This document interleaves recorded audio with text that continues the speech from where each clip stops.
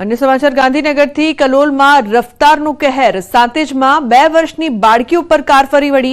बाळकी मामाना घरे पोतानी माता साथे आवी हती। मामाना घરના ઓટલે બેસી હતી ત્યાં સ્કોર્પિયો ચાલકે બેફામ ગાડી ઓટલા ઉપર ચડાવી દેતા બાળકીનું મોત નીપજ્યું। સ્કોર્પિયો કારનો ચાલક કાર મૂકીને ત્યાંથી ફરાર થયો। સમગ્ર મામલે સાતેજ પોલીસે ફરિયાદ લઈને આગળની કાર્યવાહી હાથ ધરી છે। તો ઘર પાસે રમી રહી હતી બાળકી જે મોતને ભેટી। મારી દીકરી બહાર રમતી હતી અને ચહેરો અને એનો દીકરો સિદ્ધાર્થ બંને ફૂલ સ્પીડે સ્કોર્પિયો કાર લઈને મારી દીકરી પર બંને ટાયર ચડાવી દીધા અને ત્યારબાદ હું એને હોસ્પિટલ લઈ ગયો મારી દીકરીને, ત્યારે એને મૃત જાહેર કરી। અમદાવાદના એક શોરૂમમાંથી 2 પટોળાની ચોરી। સાયન્સ સિટી રોડના શોરૂમમાં ચોરીની ઘટના।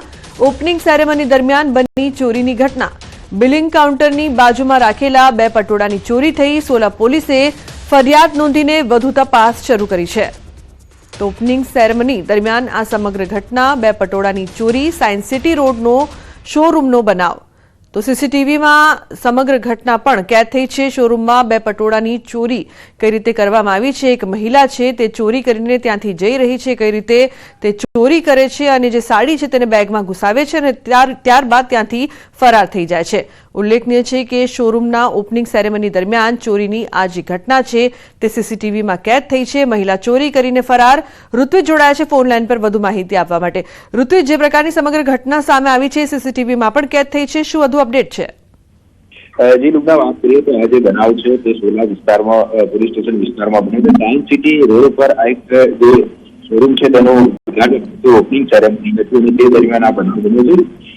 જે આરોપી છે તે જે દુકાનદાર છે તેની નજર ચૂકવીને જે પટોળા 2 પટોળા સેવીને લાઈન થઈ ગયા છે। સમગ્ર ઘટના સીસીટીવી કેમેરામાં પણ કેદ થઈ છે એટલે જ્યારે જે દુકાનદાર દ્વારા ફરિયાદ નોંધવામાં આવી છે ત્યારે સોલા પોલીસ દ્વારા હાલમાં સીસીટીવી ફૂટેજના આધારે વધુ તપાસ શરૂ કરવામાં આવી છે અને જે સીસીટીવી ફૂટેજ છે તેમાં પણ સ્પષ્ટ દેખાઈ રહ્યું છે કે કઈ રીતે આ જે મહિલા છે તે પોતે 2 પટોળા ફેરવી લે છે અને બંનેની જો કિંમતની વાત કરીએ તો લગભગ 1,20,000 જેટલી કિંમત હાલમાં આપવામાં આવી રહી છે।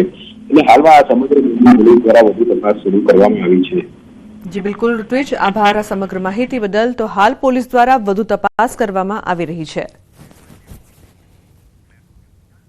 તો આ તરફ ગીર સોમનાથમાં તોફાની તત્વો સામે પોલીસની કડક કાર્યવાહી યથાવત છે। ઉનામાં અસામાજિક તત્વોના વિસ્તારોમાં પોલીસે કોમ્બિંગ કર્યું। ઉના પોલીસ દ્વારા પીજીવીસીએલની ટીમને સાથે રાખીને કોમ્બિંગ કરવામાં આવ્યું છે। ઉનાના ઉમેજ, સનખાડા, ખાણ ગામમાં રહેતા અસામાજિક તત્વોના મકાનો, દસ્તાવેજો, વીજ કનેક્શન અને નળ કનેક્શન ચેક કરાયા હતા। ઉના પોલીસના કોમ્બિંગથી અસામાજિક તત્વોમાં ફફડાટ ફેલાયો હતો।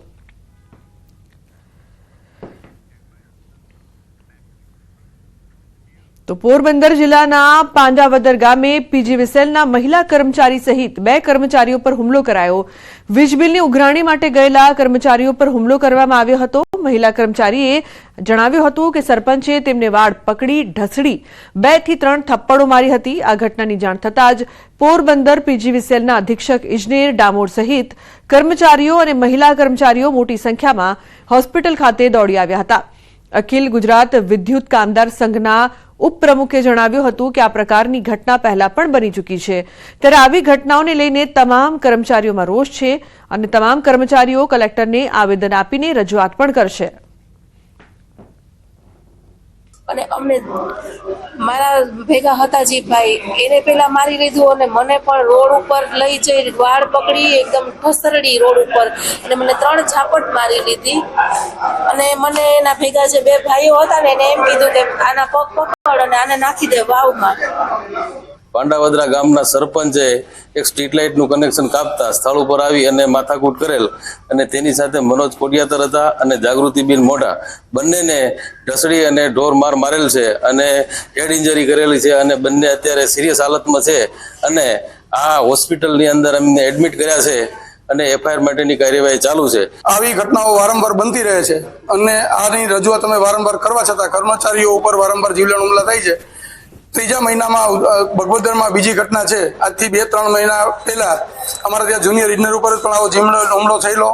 2 1.5-2 મહિના પહેલા ગોસાની આજુબાજુના ગામમાં પણ આવી ઘટના બનેલી. બધા કર્મચારીઓ સાથે એસપી કચેરી આવેદનપત્ર આપવાના છીએ અને જો આનું કઈ નિરાકરણ નહીં આવે તો આગળની કાર્યવાહી